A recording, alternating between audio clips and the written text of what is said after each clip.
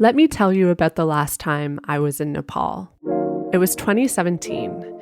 I arrived exhausted after a long trip from Delhi, and I was ready to have a cold, tasty beer. So I ordered one from my hostel's bar, and I plopped down onto the pillows of their rooftop common room.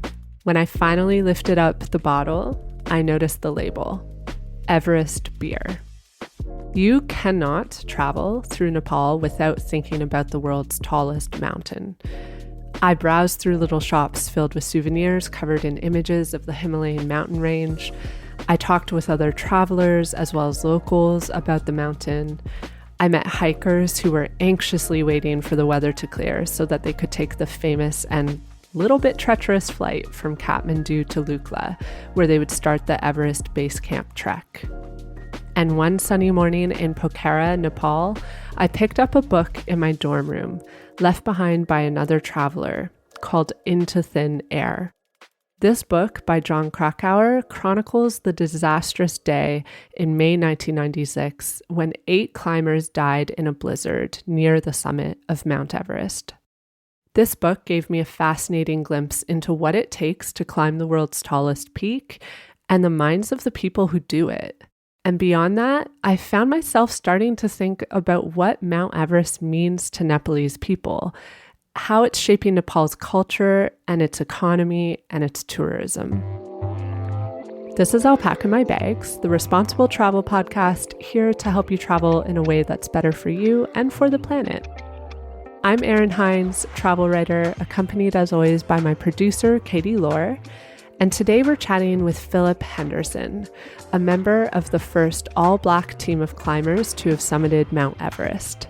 We'll also hear from Amrit and Shanta Nepali, 2 friends of Philip's who call Nepal home and have special connections to the local climbing community as well as Mount Everest itself. Okay, before we get into this, I have some exciting news to share. Recently, episode 78 of Alpaca My Bags, which is all about the hippie trail, was shortlisted at the 2022 Traverse Awards for Best Storytelling. And probably even more exciting is that Erin won a Traverse Award for Best Written Piece for her blog, Lessons from a Live Volcano, and I'll link that in the show notes if you want to read it. But congrats, Erin! Oh, thank you. It's so exciting. I'm so proud of you. So as always, if this is the first time that you're listening to the show, make sure you've hit the follow button right now on Apple Podcasts, Spotify, or your favorite podcast app so you don't miss any of our episodes. And if you want to get in touch with us, you can find us on Instagram, TikTok, and Twitter. Our handle is at alpacamybagspod. And feel free to DM or email us anytime.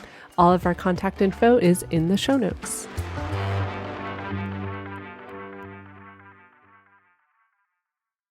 Okay, so Katie, are you able to picture how high 8.8 thousand meters, which is nearly 30,000 feet, is? I'll be honest, I don't think my puny human brain can actually visualize this. I think of 8.8 thousand meters the same way that I think about the scale of the universe. I have no comprehension of it. Yeah, exactly. It's hard because it's actually unimaginably high for the average person. I, for example, have hiked to an altitude of about 4,000 meters, which is half of Everest. And that was already mind-blowing. You are in the clouds. It also was impossibly hard. The idea of doing that again, mind-blowing. But to help you visualize it, the Burj Khalifa, which is in Dubai, and it's the tallest building in the world, it is 828 meters high. So Everest is at least 8 Burj Khalifas stacked on top of each other. Oh my God. Everest is also just below the height of the average cruising altitude for commercial planes. So when someone summits Mount Everest, they are as high up as we are when we take a flight somewhere. Yeah. Isn't that wild? That's so insane to me. Yeah. So I think a lot of people are fascinated by Everest because of its height, obviously, but it actually has a really interesting history as well. In 1841, the mountain was recognized as the tallest mountain in the world by a British survey team. This team was led by a man named Sir George Everest, and that's clearly how the mountain got its name. It was named in 1865. But I think it's important to say the Tibetan name for the mountain is Chomolungma, which means Mother Goddess of the World. And Everest also has a Nepali name, which is Sagarmatha, which has various meanings. Okay, so first of all, classic. The white guy gets all the credit. Mm-hmm. And then, okay, so you said that it has a Tibetan and a Nepalese name. So Everest is actually sat in between two countries, right? Mm-hmm. It's part of the Mahalungur mountain range, which is on the border of both Tibet and Nepal. And it's funny you joke about the white guy getting all the credit because, of course, as we can all assume, these mountains have long been home to indigenous groups that live in the valleys, including, as most people know, the Sherpa people, which I think brings up another really important thing to know when talking about Everest, and that is that the word Sherpa refers to an ethnic group. That's interesting because I feel like a lot of people think that Sherpas are just mountain guides. Like it's the name of a job that somebody has. Mm-hmm. It's become like synonymous with that. It's probably because Sherpas have so much expertise and experience in mountain climbing. Sherpas live at a high altitude year round, and so they're very accustomed to low oxygen levels. Many of them can climb Everest like without any oxygen support at all. And most climbs of Everest would be completely impossible without the Sherpa's logistical help and knowledge. That said, it's also important to say that the Sherpa way of life is not just about Mount Everest or about helping Everest climbers. Traditionally, their lifestyle has revolved around farming, herding, and trade. Okay, so the big question, Katie, do you think you would ever try to climb Everest? And this is you have 10 years to prepare. Money is no issue. Listen, I think I probably would have thought that I could have done it as a teen because as a teen, I was doing a lot of physical fitness stuff outside. I was doing outdoor adventure races. I was a forest ranger. I was super fit. So, I mean, I love the outdoors and I love adventure sports, but I'm 30 years old now. You and I even briefly talked about this in our space tourism episode, that it's so easy to die on Everest regardless of how fit you are. And so right now I'm so out of shape, I could barely walk up the stairs without needing my inhaler. So right now it's a no for me, but I actually think that with 10 years of training under my belt, it could actually be a maybe for me. Really? Yeah, I think I have the thing, that teenager thing where you just feel like you're invincible sometimes. I just can't help but feel like all of my wilderness training would do me good. I could actually get away with climbing and summiting Mount Everest if I had the 10 years of experience. I think the biggest hurdle is the climbing technical stuff. But you can learn that. You can learn that in 10 years easy.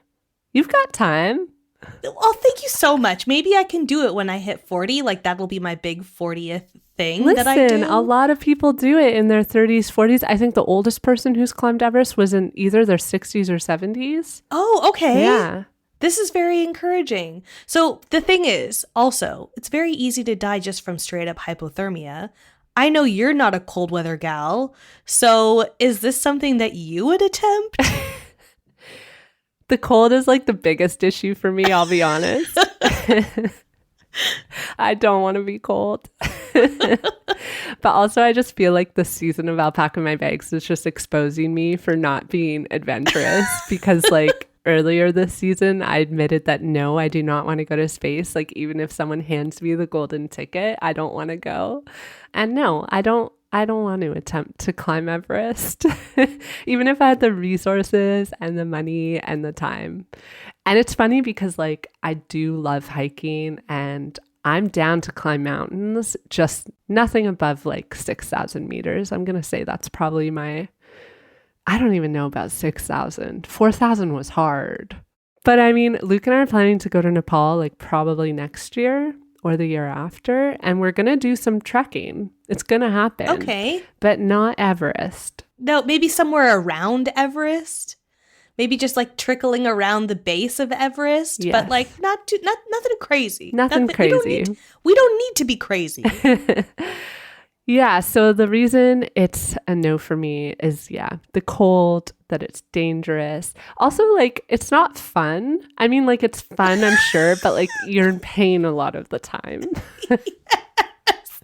I don't know if I'm able to go through, like, hours of pain just for that. Well, maybe. I don't know. It's hard to say. That's why I'm saying it's a maybe for me, because I think I have the mental fortitude to do it. I just think I don't know if I have the physical fortitude to do it.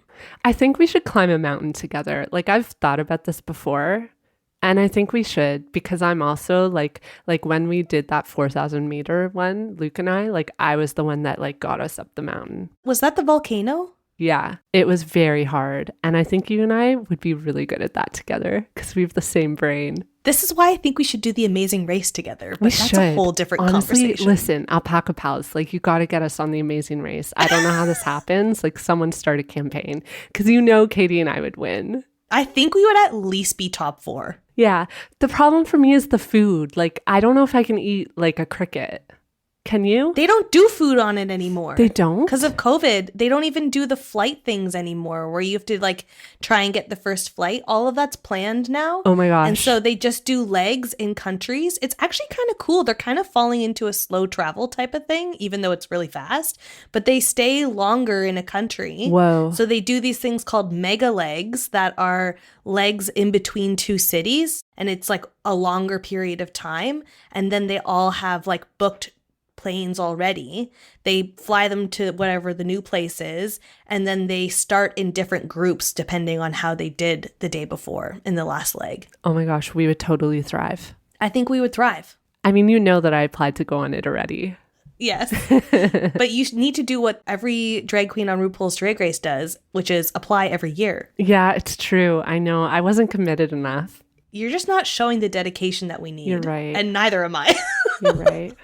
I got distracted and I started applying to be on Wipeout because I also got it in my head that I would like be really good at that. I also just like was smoking more weed, so I was able to like make myself think these things. This is key. And this is what I would hope to bring on Everest is just a little bit of weed. You need to be a little aloof to get all the way up to a mountain summit. I think so, yeah. Okay, so we got a little off track. But what I was going to say is, interestingly, like I think a lot of people think like the height is the biggest challenge of climbing Everest. It's actually not. Like it's a big part of it, but the real problem is that the air thins as you climb. So when you reach the peak of Everest, there's approximately 33% of the oxygen that is available at sea level. Oh. Imagine the amount of air you're breathing right now and instead breathing 30% of that.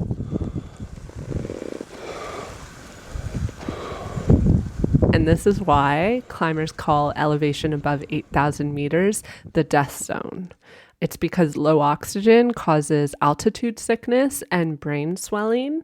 You can become very disoriented, and climbers talk about how you just sort of like go into this zone where you can't think straight anymore, and you're so disoriented that in the book that I read, one thing that they said is if you sit down when you're up there and you're not doing well, that's a really bad sign, because once you sit down, you'll just sort of sink into it and you won't want to get up again. So yeah, the death zone is super dangerous, and that's above 8,000 meters. And listen, like I can say just from experiencing like a little bit of altitude sickness that it is incredibly debilitating. Like the idea of doing that for many hours on end is just wild to me. And that was at like 3,000 to 4,000 meters. So imagining it like at double that altitude is wild. Aside from the altitude, there are other hazards as well, like avalanches, extreme cold, which we've talked about, and extreme weather conditions. Like the weather can just change on a dime. So one of the interesting things is like when people are doing a summit push, they stay at base camp for sometimes weeks on end, just waiting for, they call it a weather window, where they're predicting that the weather will stay clear. and like relatively safe. And then that's why you end up with like traffic jams on Everest, because once there's a good weather window, everyone goes out to do it. That's so mind-blowing. And I mean, just the air thing alone immediately just switched my mind over to the possibility of me ever climbing Everest is a no now, because I have asthma and I would probably pass out just hanging around base camp. Like, I don't know if I could actually physically do it. That just completely changed my mind. Great. Thank you for that, Erin. So what actually does go into climbing? Talk to me about this. Like, how long does it take to summit Everest? The actual summit push is about 1 day, which sounds wild because so much time like goes into preparation. Yeah, I thought it would take way longer than that. No, a lot of time is spent adjusting at base camp. And like I mentioned, waiting for the right weather window. So the average time for an expedition start to finish is about 2 months. So that'll include like gathering supplies, trekking to base camp. Like the trek to base camp alone takes about 7 days. And I mentioned at the top, like first you have to fly from Kathmandu to Lukla, this tiny airport that's known as being one of the most treacherous airports in the world. And when I was in Kathmandu, I remember sleeping in my dorm and there were a bunch of hikers in my dorm and they were going to go do the Everest Base Camp trek. And for 3 mornings in a row, they would wake up at 4 a.m. hoping that they would be able to get on their Lukla flight. And every morning I would wake up expecting that they would be gone and they would be there because they would say we couldn't board our flight because the weather wasn't good enough. Depending on the weather, it can really completely change how long it takes. Exactly. So it's the average of 2 months, but like it'll depend on how long it takes you to actually get to base camp, adjust to the altitude. They also practice climbing up to higher peaks and then coming back down to adjust and just like practice the climb. And then the actual summit push happens when that weather window comes around. But this actually brings me to another challenge in climbing Everest, which is the price. Expeditions require permits, support, equipment, insurance, and it all adds up to a rough average of $60,000 per person. The permit alone, which is charged by the Nepalese government, is $11,000 per climber. So some people pay these costs out of pocket. There are some infamous people who have wealth, who have essentially like paid their way up the mountain. Other people are teams that get sponsored. So a lot of outdoor companies, for example, will sponsor teams. Clearly, it's not like every average Joe can just head to Nepal then and summit or even climb Everest then. No, definitely not. Okay, so then who is climbing Everest? Let's start at the beginning. The first summit was in 1953, so not that long ago. It's like been just over 100 years. And that first summit was Edmund Hillary of New Zealand and Tenzing Norgay, a Sherpa of Nepal. So they were the very first people to stand on the highest mountain peak on Earth. Back then, Edmund Hillary got the bulk of attention for this achievement, obviously. Tenzing Norgay's name wasn't added to the record book for decades afterward. Interestingly, Hillary is referred to as the first person to climb to the top of Everest, even though there are actually accounts of Sherpas reaching the highest peak before foreigners ever set foot in the country. So the achievements of Sherpas have been a bit overlooked. Absolutely. And that's not the only issue here. There's been a lack of diverse representation in people who travel to Nepal to summit the mountain ever since that first summit in 1953. To date, a few thousand people have summited Everest, and as of 2022, only about 20 of them have been Black. This fact points to a larger issue that we've talked about on the show before, and that is the lack of representation of people of color in the outdoors and in the adventure industry. Unsurprising. And a few thousand people have summited. I'm guessing even more have trekked all over the mountain. So what kind of impacts are all of these climbers having? Yeah, so as the popularity of the Everest climb has increased, there's been many growing concerns around the impact that expeditions are having on the mountain itself and on Nepal. Climbing the mountain has become more accessible. Like if you have money, like you can just go climb it. You can pay people to get you up that that mountain. And obviously, this leads to problems.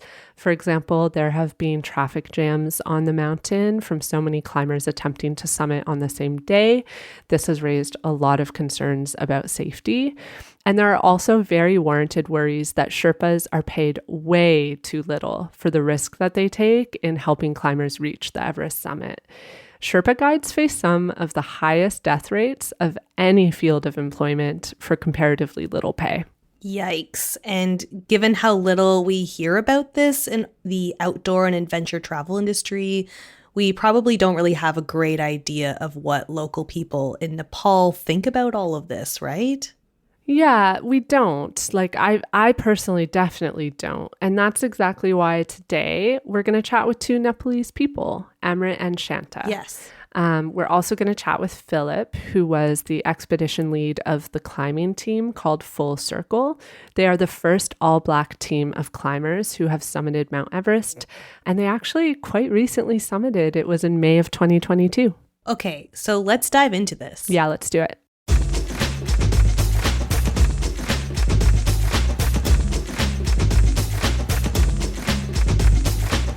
It was a groundbreaking moment on top of the world's highest peak. 7 members of the Full Circle Everest expedition celebrating their successful summit, all while making history as the first all-Black climbing group to reach the top of Mount Everest.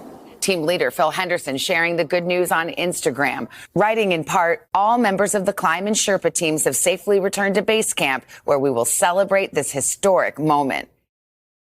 Amrit, a huge congratulations to you and the entire Full Circle team. Reaching the summit of Everest is obviously an accomplishment that very few people ever experience. So I wanted to start by asking you to describe what it actually feels like to stand on the summit of such a mountain. Erin, first of all, thank you so much for having me. When I summit, I was exhausted. I was happy. I was very emotional and proud. To be on top was very peaceful. I was blown away by the views. It was a huge sense of relief. I felt proud of myself and the team and grateful for the strong and steady leadership of Phil Henderson. That's amazing. How long do you spend at the very top? Is it just a few minutes, or do you get to spend like half an hour, an hour? I have no idea how long people actually spend right there at the top. I was up there around 4:45, something like that. Oh, so wow. I think we spent like half an hour, 45 minutes. Philip, since all the members of the Full Circle team couldn't be here to chat, I was hoping you could tell us a bit about the team, who they are, and what the energy of the team is like. Yeah, there was from here, our climbers, there were 11 of us. Adina, I'll start with Adina. I met Adina first in Denali 2013. She's works as support tech for scientists in Antarctica. When I knew that we could have a fair amount of tech needs on the mountain on the expedition, I knew that I wanted her to be a part of it. And she was really explicit about not wanting to climb, but wanted to be a member of the team, and she could help out. So that was great.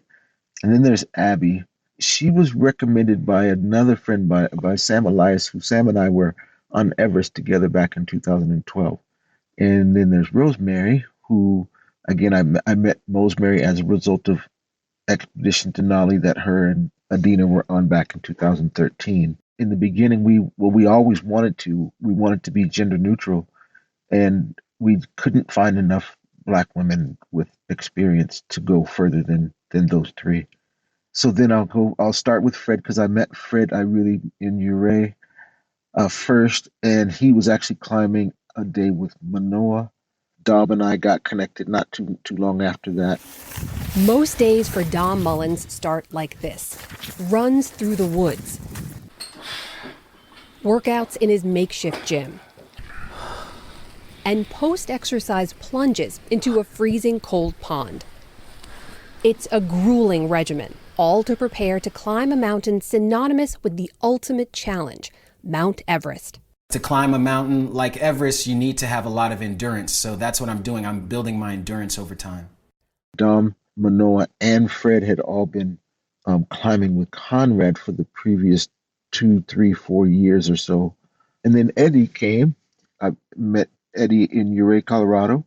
I threw it at him and like, would you want to be a member of the team? Because I could tell that, he had experience and so on. And, up to that point, it's like we all had 6,000 meter experience. Almost all of us on the team have that. So, and then there was KG. He was also on Expedition Denali, but he had been on Denali before. He's climbed Aconcagua. He's been on Kilimanjaro numerous times. But he was from Kenya, and I knew that if anyone deserved to get an opportunity to go to Everest, it was KG, and so I wanted him on the team. Then there was Evan. We really wanted to provide opportunities for people who could go to Everest and it be a good step in their career, regardless of what it is. And Evan was not only is a mountaineer, but he's a photographer as well. And there are no high altitude Black photographers, and so this was an opportunity for him to advance in his craft as well. I think that pretty much rounds it out. What is the energy of the team like? For one, it took time to kind of get to know everybody, but the energy was always positive. When that's what it was. It's Thomas that I miss. After we went public, we had done a few Instagram posts and so on, and Thomas found out about the expedition. And I had some questions that everybody on the team had answered. And one of Thomas's answers was, I want to be a part of something that's bigger than myself. That's what we all kind of knew, in that it wasn't just about us climbing, or summiting Everest. It was about us as a team doing something that we all like to do, which is climb, but also we represented something that was very rare. I understand there's a lot of collaboration that goes in, and so the members on one of these expeditions is really important.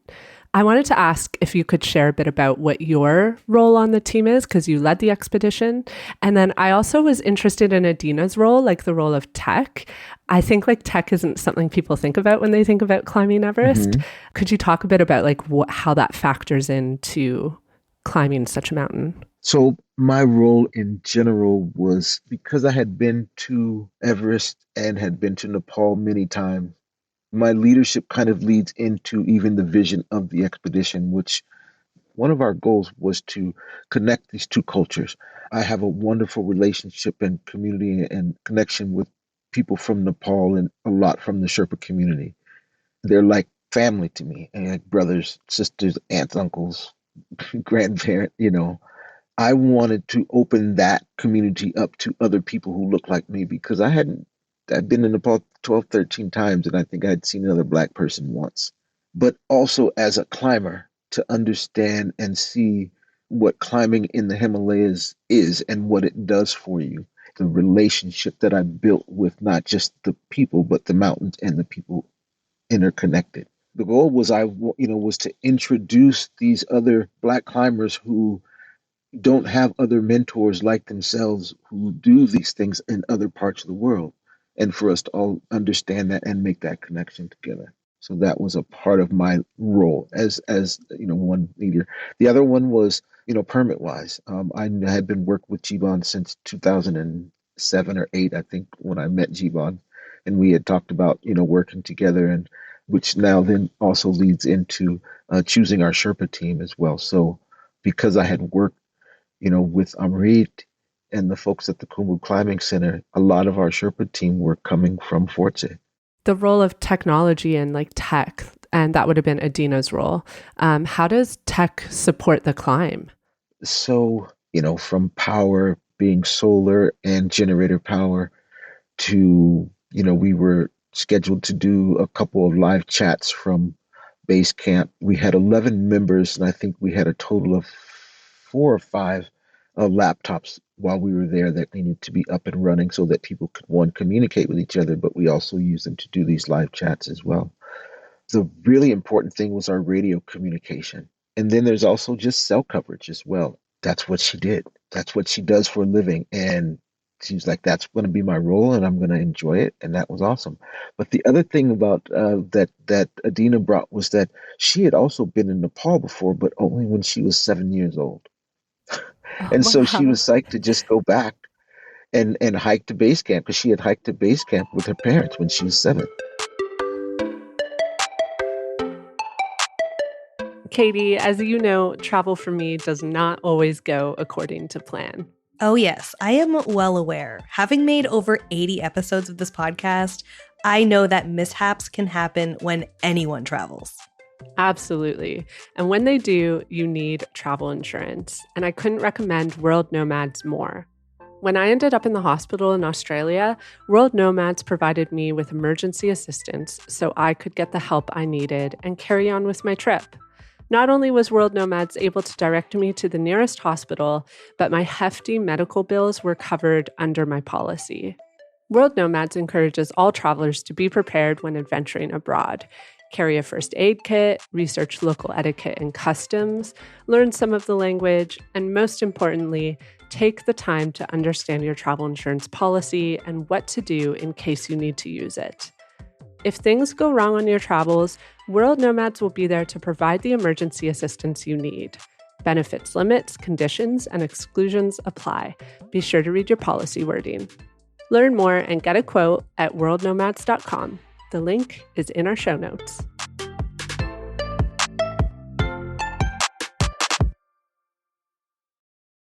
So, of course, climbing Everest is a huge physical accomplishment, but I think that there's more to it than just overcoming the physical challenge. So, Philip and Amrit, would you say there are other rewards that climbers find in summiting Everest, and what would you say those rewards are? There's lots of rewards. It increased professional recognitions. We made friends, good friends. And Philip, do you have anything to add? I think that the biggest thing is the friendships. It's not often in your life that you get to spend, 50 days with the same group of folks in a place like Everest and doing those things and counting on each other. And it's a different experience, and it's a wonderful experience. Yeah. Yeah, because I guess a lot of it is that you're not only friends with these people, but you're putting your life in each other's hands and relying on each other for not just physical support, but emotional and mental support. Because from what I understand, doing a summit like this is a huge mental battle, like Amrit said. And so you're relying on people for so much more than just the technical support to climb. Yeah. It's like you get energy from, Mm-hmm. in that environment. It is a matter of life or death, whether you like it or not. It is. Every day is that. Having that emotional support and the physical support and having the camaraderie and playing cards and watching movies and just sharing so much with that group of people. It's so much more than summiting. Yeah, when you spend time for 50 plus days for 24/7, so ins and out of everyone. Philip, so the main goal of the Full Circle expedition was to be the first all-Black team of climbers to summit Everest. The expedition was, of course, about climbing and about raising the number of Black people who have summited. But I think that representation is much more than a number. What do you and your team hope the success of this expedition will do for changing the narrative around Black people and the outdoors? Up until that point, there had only been 10 Black people around the world who had summited Everest. That means that's 10 people who could even talk about the Everest experience. That's one of the things that can change is the people who can actually talk about it, the people in our community that can talk about climbing Everest and the Everest experience, not just from what they read. That was a big part of it. The other part was the cultural relationships and really knowing the Nepali culture and Sherpa community. Amrit and I have spent more time together in the mountains, I think, than some of my friends here in the US. And so really connecting with that culture and being able to talk about it and explain to people that a Sherpa is not just someone who carries your things on the mountain. A Sherpa is actually a caste of people, and they have their own culture, as well as the other caste of people in Nepal, which Shanta and Amrit, who are not Sherpa, or some of the other folks that we work with in Kathmandu and porters, along the way who are also, helping us along the way and carrying things for who aren't Sherpa. So having that cultural understanding and that cultural competency to actually help move forward, the education of mountaineering and what climbing Everest really entails. It's not just summiting the mountain. It entails connecting with a lot of different cultures in a small country. understanding the connection between the people and the environment as well. I mean, I know for a lot of my life, like the only exposure I had to like the concept of summiting Everest would just be like this photo of typically like a white person at the summit of Everest. And in that photo, like you don't know all the people and community that are behind what made that photo happen. What I'm hearing is that by more Black people summiting Everest, they're bringing this experience back to the community and showing the community that this experience is available to them as well. For sure, because and by doing that, like I know more people now who they're mountaineers and they never really thought that they would even attempt it because they never seen someone like themselves going it. It just seemed like that far out, even though they're still mountaineers. That has changed. It's like, no, people really see themselves and they say, and that's not just climbers. That's even people who just want to go to Nepal or go to any place. That's the beauty of it, because we're talking about Everest and we're talking about American people, but this is like we connected with the Nepali culture. We were talking with the Nepali Youth Leadership Council, and they were saying the same thing about wanting to be connected with nature, but then also understanding that there's differences in caste systems and what people have traditionally been allowed to do and what roles they play in society and those things. So there's so much for me than climbing Everest. It's everything. Yeah.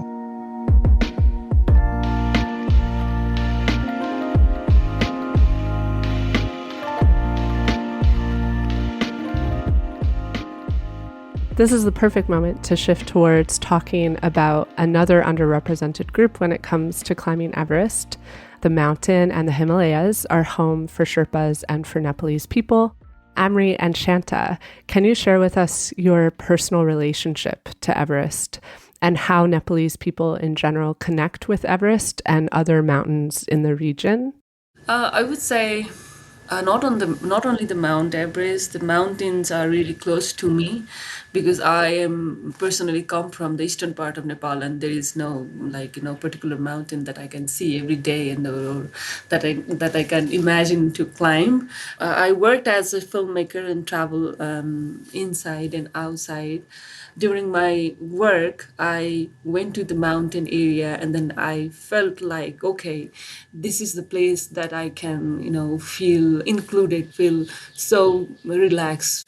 So the mountain, especially the Everest, is for me is the symbol for inclusiveness and then included, that I can see and then imagine one day I can be there in the top of the Everest, not only as a physical, but also as we already talked about, many things we can climb, not only physical mountain, but people have their own mountain, own Everest in their life.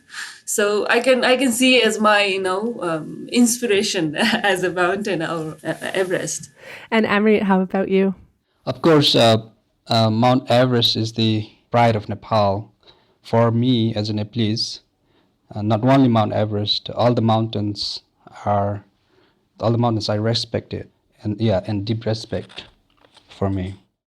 So since the first summit of Everest in the 1800s, the bulk of attention and coverage when it comes to the mountain has been focused on Western and European climbers.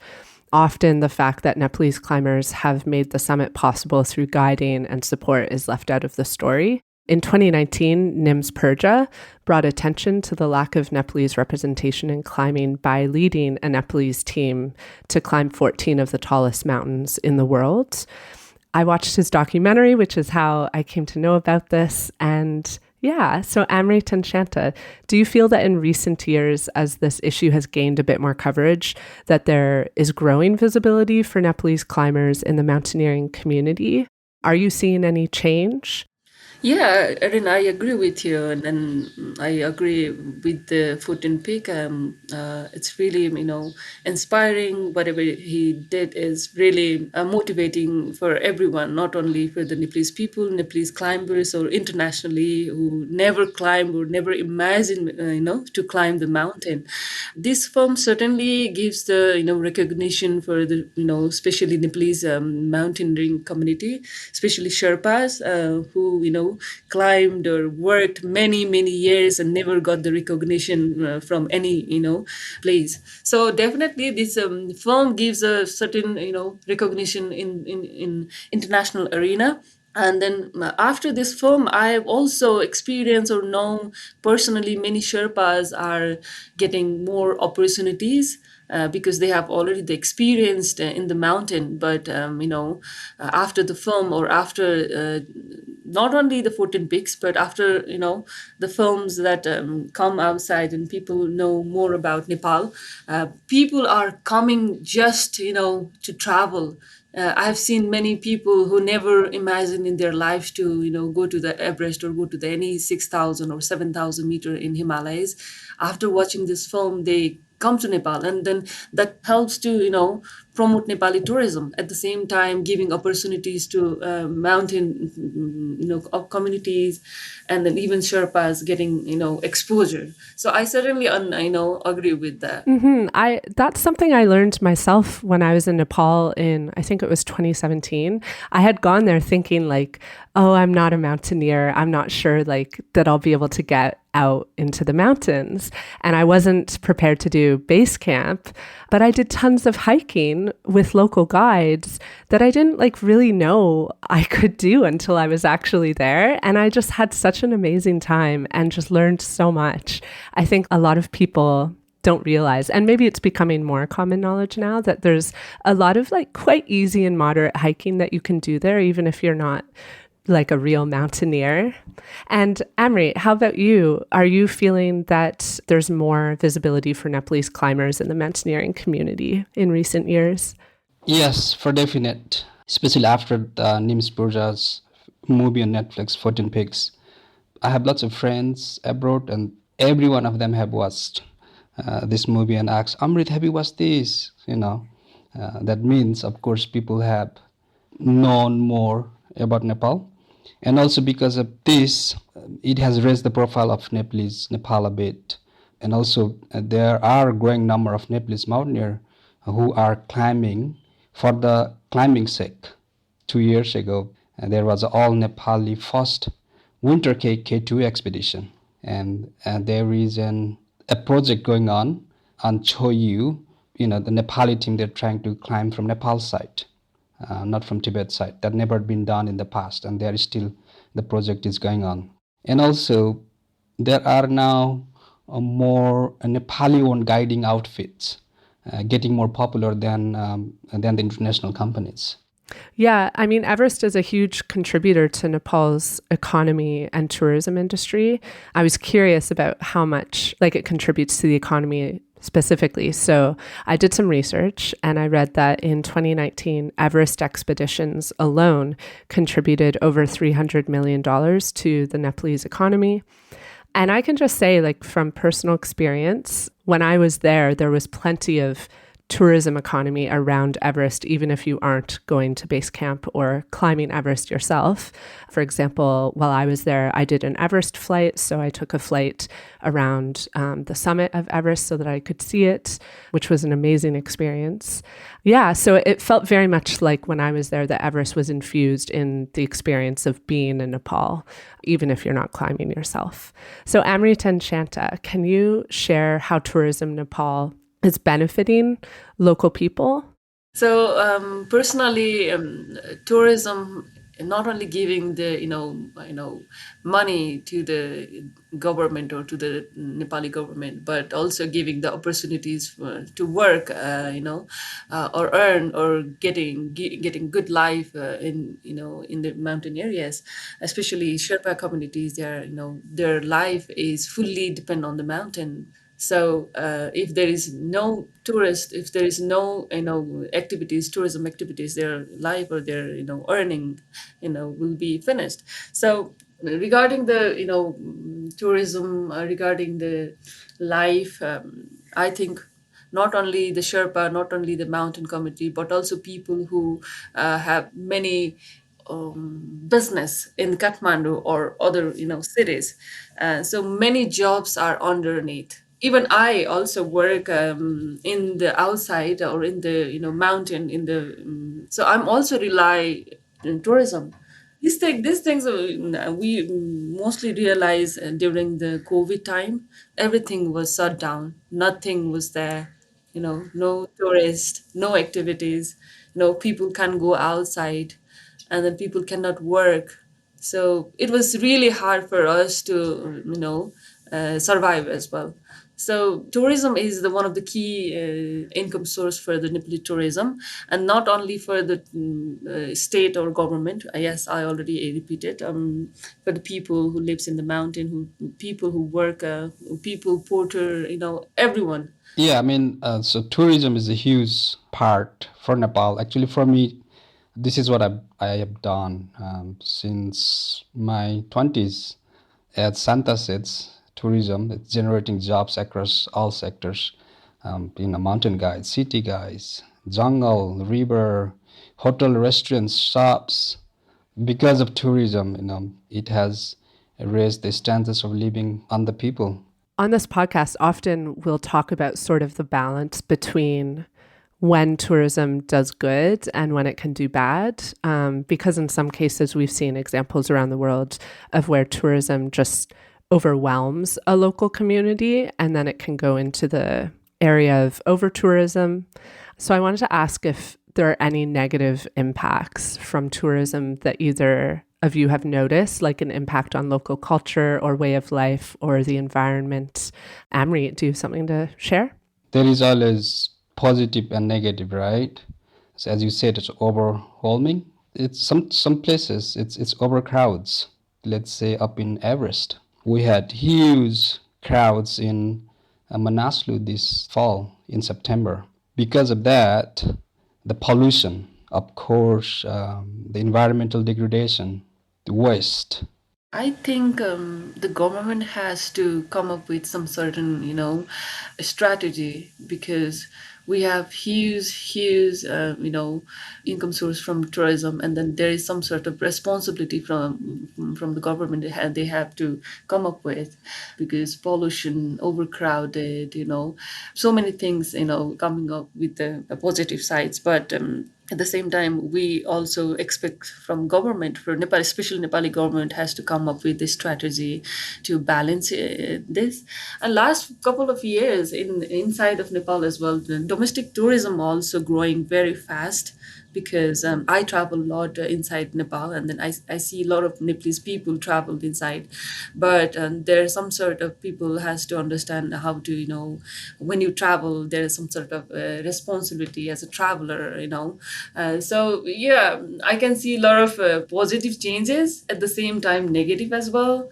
But I really want to say government has to think about seriously about tourism in Nepal, how to save culture, how to save nature, how to do the development in terms of not only making roads, Yeah. I mean, like to find a balance. Maybe our government should restrict the number of permits each climbing seasons and different mountain. Maybe there should be a lottery system, like when you raft the Grand Canyon, right? There's a lottery system. Maybe less luxury setups up in the mountains. When you go up in the Everest expeditions, there are some guiding outfitters. They offer like coffee bar and very luxury stuff at the base camp, which is, I don't think you need those. Of course, we need some sort of comfort when you're climbing the mountains, but it shouldn't be like too luxurious. Like for me myself, I have been working in the North American mountains in the Rockies, and then climbing Denali. It's a self-supported, right? Everything has to be very minimum. So how can we impact less? It should be like that in our Himalayas as well. That's what our government should think of.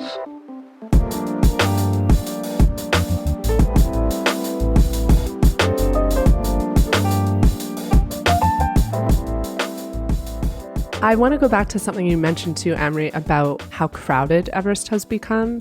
Because actually, and they touch on this in the documentary 14 Peaks, Nim's Purja had shared an image of just the lineup of climbers that were on the mountain that day.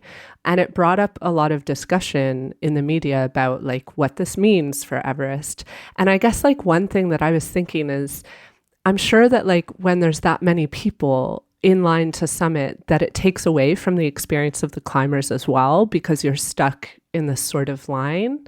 I imagine that it also isn't super safe. I'm wondering if these crowds take away from the experiences of climbers themselves and also potentially are dangerous for climbers. Yeah, it's very dangerous.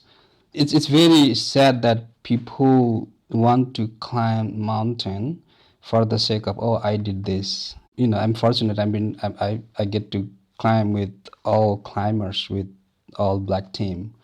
There are people who come and climb Everest that who never been in the mountain before, who never had crampons on. They don't have any experience whatsoever in the past. And that's what, it creates that problem up in the mountain. And I guess it's because Everest is the tallest, so people want to be able to say that they climbed the tallest mountain, even though there's many other 8,000 plus meter high mountains that you can climb. It's just that Everest is the tallest. Everyone has that right to go to, a mountain, climb Everest or any mountain in the world. You can climb. There is no restriction, but there is a process that you can have to go through it.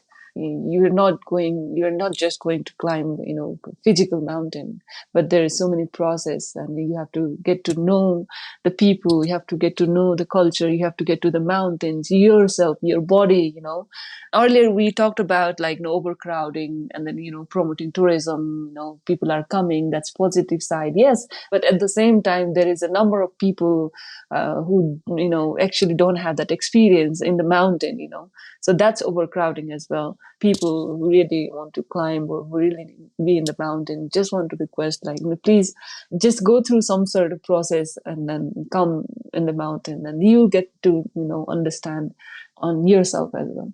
That's a criticism that I've seen brought up about summiting Everest, that I guess it's now possible that if you want, you can just pay your way up the mountain, regardless of what experience you have. Right, yeah. It's great for me to hear other people say that, but really when you put it all together, like what Amrit mentioned, maybe prerequisites of, having climbed other 6,000-meter peaks previously. Shanta is saying get to know your body, to know the mountain, know the culture. You only know that through experience. And so when people want to become mountaineers, it's yeah, you have to go through through these experiences. You got to pay your dues. And what we're seeing now is people don't pay their dues, they just pay their money. And that is one way that we could really kind of change the culture, but still have, tourism in a positive way, but people, having to really understand what mountaineering is. It's not just something that you buy your way into. I would love to hear if you have one positive change that you hope to see in the mountaineering community in the coming years, and how regular people can support that change. One thing that I'd really like to see is, again, just more people, period, who haven't been mountaineering before, try it. Get into it. Whether that, and when I say mountaineering, that I mean climbing, ice climbing, rock climbing. Again, it's that recognition that you all were talking about just recently. And I don't mean representation, but I mean recognition of, Nepal being this wonderful place. You can learn to climb in Nepal just as well as you can learn to climb here. And recognize that, folks who are climbing and guiding and trekking guides and porters and all of those things, that they're a part of the outdoor economy as well, whether we realize it or not. So even just common folks like you, it's you didn't call yourself a mountaineer, but it's wow, I can really go to Nepal and do some really cool hiking. I can hire a guide and put money into that economy and really get to know the culture at the same time. Just really exposing more people, which means more of the community in which I come to, because I already know that, from going to Nepal, that there's already so many people who are going from so many other communities, and they have been for so many years. And so that's why I want to see that change. It's a boost in the economy, not just in representation as well. The one positive change that I want to see in the mountain community in the coming years would be to increase the level of the training through the programs that we run here in Khumbu. It's called Khumbu Climbing Centers. Our mission is to increase the safety margin of climbers, the high altitude workers. And it's not only the technical aspects. We also, teach about the environmental ethics and, social responsibilities. So not only Khumbu Climbing Center, there should be other, and people should support an organization like Khumbu Climbing Center. Yeah, for me, I want to see more people like Philip Dai, for more people like me, more people like Amrit in the mountaineering community. I don't see many people, many women, many communities that are underrepresented in the mountain community. So yeah, that's a positive, change I want to see in the future. Many of our listeners probably aren't going to be summiting Everest, but given this, I wanted to ask if you could both give a tip for any traveler coming to Nepal. A lot of our listeners are avid travelers, and I'm sure a lot of them plan to come to Nepal if they haven't already. So what is one thing that you would like visitors to know or to do when they come and visit Nepal? Nepal is not only about the mountain. Mountain is just one part. It's about the people who live here. It's a diverse culture. There are rivers, there are jungles. People come with an open mind and open heart to observe and ask questions and not judge. I agree with Amrit, and I would like to say, please come and experience, experience. It's not just the money that you pay and then, you fly, go, trek, just reach the point and then fly back your home. It's not just about that. It's more than that. Just experience, and then you'll be like, as Philip Dai said, he has been in Nepal for many years, and then Nepal is second home for him. And then for us, after the full circle, expedition, this is our family, not just as a work. So this is our family. We have been, friends for a lifetime. So you have to come and experience that relationship with the people, experience with the culture. You can have that experience for a lifetime. So just come with that and come for the experience. Do you have recommendations for where people could go for good food, or where can people go to have those experiences? But people always want to know about food, and Nepal has very good food, so I have to bring that up. Yeah, there's so many recommendations. If you come to Kathmandu, you will have so many good food, so many places that you can go. There is a culture, there is a monument. In mountain areas, you can have Everest region, Annapurna, other unexplored area that you can go and then experience, stay with the families, make friends, make anything that, so many recommendations. I can't count in one. Yeah, we need another podcast session. We need another podcast. I'm planning to come back next year, and I will email you for a list of things. And Philip, I'm going to ask you as well, because I know you've spent a lot of time in Nepal. You spend a lot of time mountaineering, but what is something people should do in Nepal outside of mountains? Bhaktapur is a really cool place to go. It's one of the old ancient kingdoms in the Kathmandu Valley. Unfortunately, it was a lot of damage from the earthquake back in 2015, but they've been doing a lot of rebuilding and so on, but it's still a really nice place to go. I still want to travel south. I want to go to Pokhara down in the valley where it's warm and not freezing cold all the time. And I want to learn to paraglide, so I want to do it in Nepal instead of doing it somewhere else. So.